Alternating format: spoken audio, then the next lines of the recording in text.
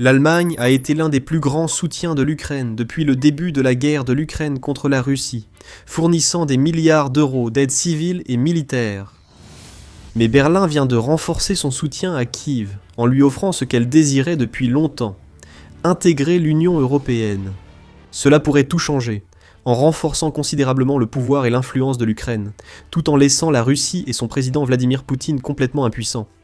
C'est une démonstration de soutien sans précédent, et elle a été officiellement mise par écrit par le chancelier allemand Friedrich Merz, qui a récemment adressé une lettre aux dirigeants de l'UE Ursula von der Leyen et Antonio Costa. La lettre a été partagée avec les agences de presse le jeudi 21 mai, et rapidement diffusée au reste du monde. Merz a commencé par reconnaître le fait difficile que l'Ukraine ne pourra probablement pas devenir un membre à part entière de l'Union européenne de sitôt. Il est clair que le processus d'adhésion ne pourra être achevé prochainement, en raison des nombreux obstacles et des complexités politiques de ratification.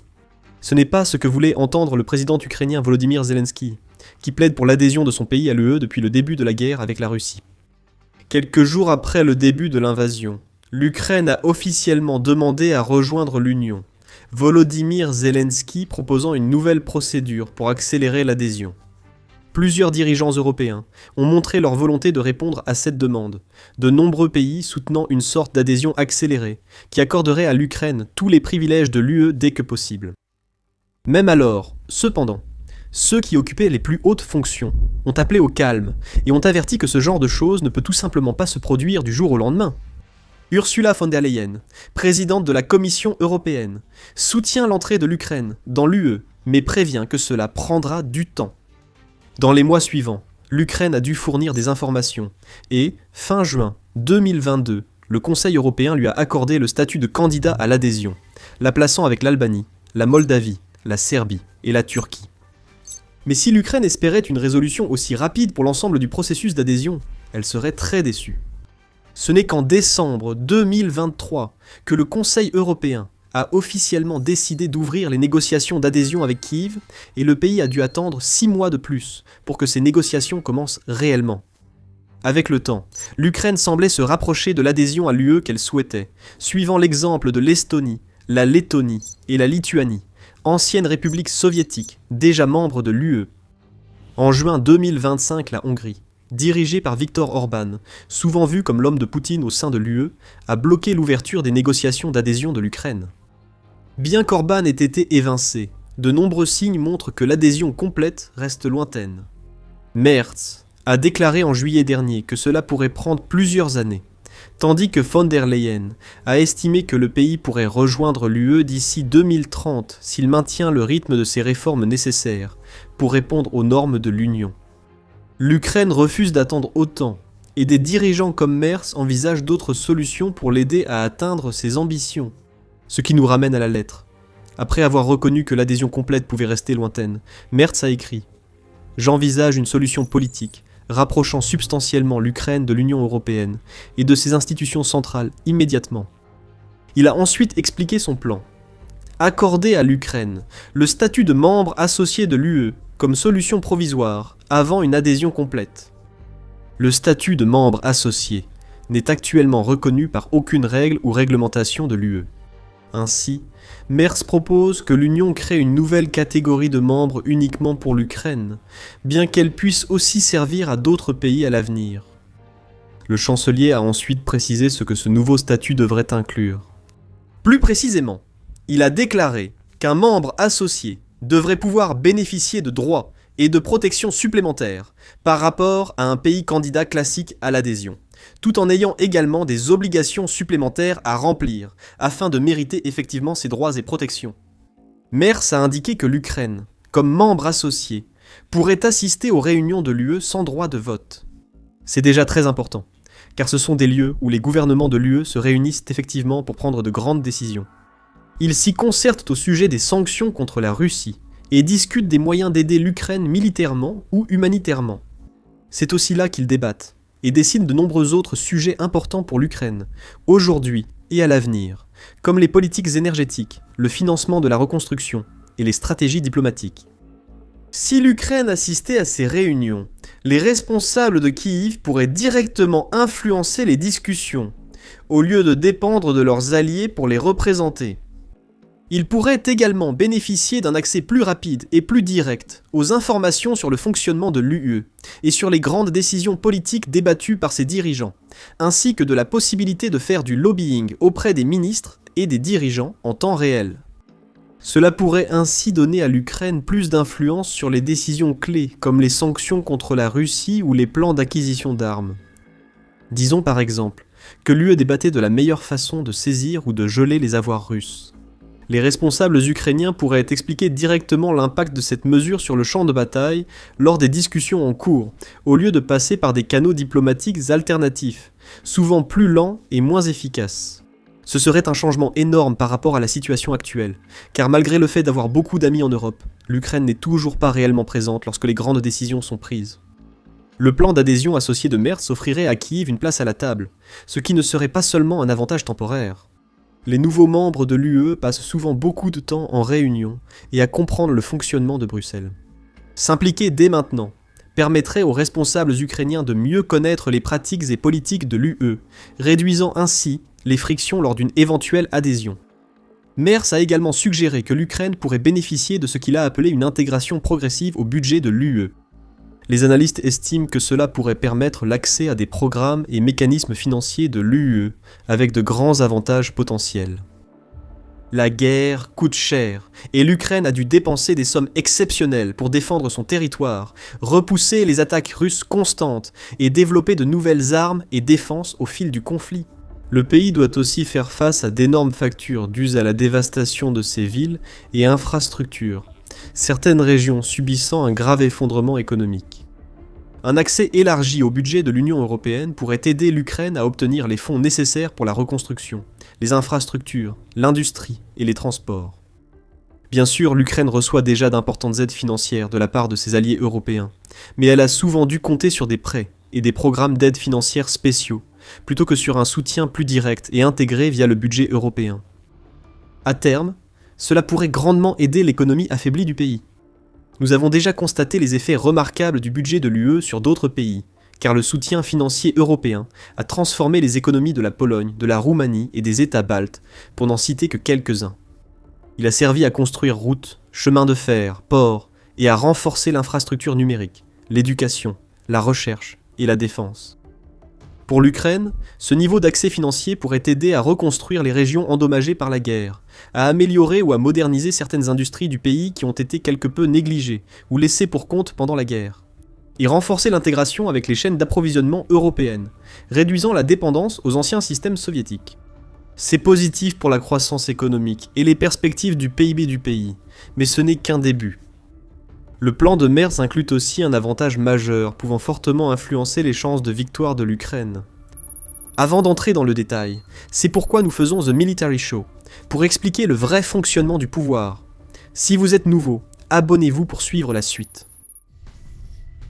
Le chancelier allemand estime également que si l'Ukraine obtient le statut de membre associé, cela devrait inclure la possibilité d'invoquer l'article 42.7 des traités de l'UE sur l'assistance et la défense mutuelle. L'article 42.7 est presque l'équivalent, au sein de l'UE, de l'article 5 de l'OTAN, qui stipule que si un État membre est attaqué, tous les autres membres doivent lui venir en aide. Il est clairement indiqué. Si un État membre est victime sur son territoire d'une agression armée, les autres États membres ont à son égard une obligation d'aide et d'assistance par tous les moyens en leur pouvoir. Quand un État membre active cet article, aucune discussion formelle, décision ou vote unanime n'est requis au Conseil européen. Tous devraient automatiquement se mobiliser pour soutenir le pays assiégé. Selon les termes de Merz, cela offrira une garantie de sécurité substantielle à l'Ukraine pour l'avenir, avec des avantages à la fois immédiats et à long terme. Cela enverrait également un message très clair à Moscou. Elle n'est plus en guerre uniquement contre l'Ukraine, mais contre l'ensemble de l'Europe. En réalité, c'est déjà le cas depuis un moment, car les pays de l'Union européenne et d'autres pays comme le Royaume-Uni soutiennent Kiev depuis le début du conflit. Cependant, cela changerait la situation, car les pays de l'UE seraient désormais obligés d'aider l'Ukraine, et non plus seulement de façon volontaire. Cela ne veut pas dire que les troupes de l'UE entreraient tout de suite en guerre. Il est peu probable que des troupes britanniques, allemandes ou françaises soient déployées en première ligne, car l'article précise que chaque nation choisit le type d'aide qu'elle fournit. Des pays neutres comme l'Irlande pourraient offrir un soutien non militaire, tandis que d'autres aideraient via le renseignement, la logistique ou un soutien économique. Ensuite, les pays dotés de gros budgets militaires et d'industries de défense, comme la France et l'Allemagne, pourraient fournir chars, véhicules de combat d'infanterie, défense aérienne et munitions. Encore une fois, cela se produit déjà, mais le plan de Merz pourrait l'améliorer de manière assez significative. La Russie devrait craindre que toute agression persistante en Ukraine ne soit désormais considérée comme une invasion de l'Union européenne elle-même, risquant une riposte à laquelle le Kremlin pourrait difficilement résister. À terme, cette protection pourrait être précieuse pour l'Ukraine. Zelensky a, à de nombreuses reprises, souligné l'importance des garanties de sécurité. Il a souvent dit qu'aucun accord de paix ne sera jamais conclu, à moins que l'Ukraine n'obtienne une assurance claire qu'une telle guerre ne se reproduira pas, et que Poutine ne sera pas autorisé à simplement passer quelques années à reconstruire ses forces armées, avant de trouver une nouvelle excuse pour envahir à nouveau. Le président ukrainien a sans doute espéré que ces garanties prendraient la forme d'une adhésion à l'OTAN. Cependant, les chances que le pays rejoigne cette alliance diminuent, le président américain Donald Trump ayant rejeté plusieurs fois l'idée que l'Ukraine rejoigne l'OTAN. La meilleure alternative serait que l'Ukraine rejoigne l'Union européenne, une perspective plus réaliste. Si le plan de Merz aboutit, l'ancien État soviétique pourrait être traité comme membre de facto plutôt que prévu. Cela offrirait à Zelensky les garanties nécessaires pour avancer sereinement, et indiquerait à Poutine que toute nouvelle agression ne sera pas tolérée. Cela renforcerait la position de l'Ukraine si de nouveaux pourparlers de paix ont lieu, aidant Kiev à négocier un accord plus proche de ses objectifs, comme la fin des combats et la récupération de tous les territoires occupés. À l'avenir, ces garanties pourraient aussi profiter largement à l'économie ukrainienne. Même aujourd'hui, alors que l'industrie ukrainienne de défense se renforce, les investisseurs restent réticents à s'engager dans l'économie du pays. Même si la guerre cessait, ils craindraient toujours une nouvelle invasion plongeant le pays dans le chaos. Si, toutefois, l'Ukraine dispose d'un cadre de sécurité soutenu par l'Union européenne, avec des États membres s'engageant à la soutenir et à la protéger, cela contribuerait à rassurer les investisseurs.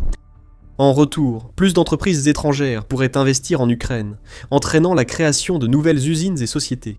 Cela signifie plus d'emplois et une croissance du PIB plus importante, ainsi qu'une motivation supplémentaire pour les innombrables réfugiés qui ont été forcés de fuir l'Ukraine, de rentrer chez eux à la fin de la guerre et de commencer le prochain chapitre de leur vie. Déjà vu ailleurs, après leur entrée dans l'Union européenne, la Pologne et les États baltes sont devenus plus prospères et attractifs pour les investisseurs mondiaux. Outre les avantages cités, Merz a suggéré que l'Ukraine pourrait obtenir un rôle d'assistant rapporteur à la Cour de justice de l'Union européenne. En d'autres termes, le pays aurait un rôle judiciaire de bas niveau dans la structure judiciaire européenne. Cela n'apporterait pas forcément de bénéfices immédiats aux soldats en première ligne, mais c'est important pour aider l'Ukraine à s'intégrer au système juridique européen et à se familiariser avec les normes judiciaires de l'Union européenne.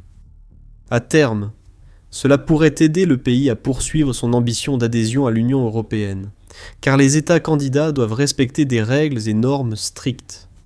L'Ukraine a longtemps souffert de corruption, de l'influence des oligarques au plus haut niveau du pouvoir et de difficultés de réforme juridique. Avec des liens plus forts avec l'Europe, elle pourrait mieux aligner ses tribunaux sur les normes de l'UE. C'est très important, parce que l'Ukraine veut clairement faire pleinement et véritablement partie de l'Union européenne à terme, mais les faits montrent que ce processus prendra probablement encore plusieurs années. Elle s'efforce de résoudre certains problèmes et de se conformer aux normes de l'état de droit requises pour l'adhésion à l'Union européenne, mais elle présente encore des lacunes dans certains domaines. L'accord de Merz offrira plus vite à l'Ukraine les garanties nécessaires et simplifiera son adhésion. Ce serait une victoire immédiate et durable pour l'Ukraine, ainsi qu'un revers majeur pour la Russie. Il y a cependant quelques réserves importantes. Merz a affirmé que tout statut de membre associé devrait inclure un mécanisme de réversibilité, permettant d'annuler le statut du pays si Kiev régressait dans son processus d'adhésion ou ne respectait pas les valeurs fondamentales de l'UE, selon lui. En d'autres termes, le pays devrait continuer sur la même voie qu'il suit jusqu'à présent, en montrant un engagement clair à respecter les normes de l'UE et en faisant de son mieux pour se conformer à toutes les règles et réglementations nécessaires. Sinon, il serait exclu. Heureusement, rien n'indique que cela arrivera. Bien que le pays reste parfois laxiste et soit en guerre, ce qui complique la situation, Il a montré, selon la Commission européenne, une grande capacité à mener des réformes. Il a apporté des améliorations notables à son système judiciaire et à son économie de marché, tout en s'efforçant de lutter contre la corruption et le blanchiment d'argent, et en introduisant également davantage de droits pour les minorités nationales. Tout cela est essentiel pour le projet de statut de membre associé à court terme et l'adhésion complète à long terme du pays. La seule autre réserve concernant cette proposition est qu'elle pourrait être perçue comme un moyen pour l'UE de potentiellement retarder, ou même revenir sur l'octroi de l'adhésion complète à l'Ukraine à l'avenir, car elle pourrait faire valoir que le statut de membre associé est suffisant pour les besoins du pays. Cependant, Merz et d'autres responsables de l'UE ont répété que les projets d'adhésion de l'Ukraine à l'UE restent d'actualité. Le plan de Merz ne vise pas à remplacer le processus complet d'adhésion, mais propose une solution provisoire pour offrir à l'Ukraine un soutien et des droits supplémentaires afin de renforcer sa position dans la guerre. Comme l'écrit lui-même Merz, ma proposition reflète la situation particulière de l'Ukraine, un pays en guerre. Cela facilitera les pourparlers de paix en vue d'une solution négociée. Il souligne que c'est essentiel pour la sécurité de l'Ukraine et de l'Europe, et suggère qu'un statut de membre associé pourrait bientôt avoir lieu. Il souhaite discuter de cette idée avec ses homologues européens prochainement. Il vise un accord rapide et la création d'un groupe de travail pour régler les détails. Merz a affirmé que les pays des Balkans et la Moldavie devraient aussi recevoir plus de soutien pour leur adhésion à l'Union, sans proposer qu'ils deviennent membres associés. Dans l'ensemble, l'Allemagne continue de montrer la voie non seulement en soutenant l'Ukraine, mais aussi en assurant l'avenir du continent européen. Et si le plan du chancelier Merz est approuvé, nous pourrions bientôt voir des liens bien plus étroits entre l'UE et l'Ukraine que jamais auparavant, avec encore plus de soutien sous différentes formes et tout un lot de nouveaux problèmes pour Poutine à méditer. Le président russe panique déjà après que des dizaines de pays se sont engagés à le punir pour ses crimes en Ukraine, comme expliqué dans notre vidéo.